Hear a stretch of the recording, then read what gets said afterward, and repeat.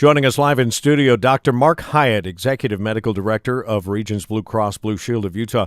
Last couple of weeks, Doctor, we and Doug did an entire show on this about the rising numbers of suicide for teens.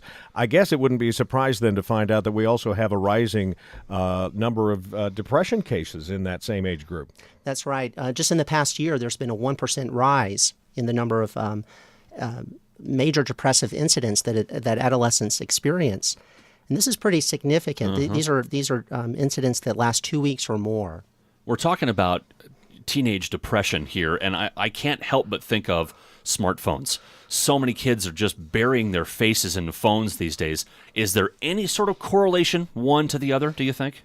There could be. In fact, there's some speculation that there's this reduced person-to-person interaction and less time spent with families and with real people as adolescents spend a lot of time looking at screens. They don't have that interaction, that communication, one human being facing another, actually speaking to that person. Instead, it's just a text message or a like on Facebook. Well, we've also talked about that everybody puts their best face on their social media, and if your life doesn't measure up to some of those people you follow or follow you, sometimes it can add to that feeling of helplessness.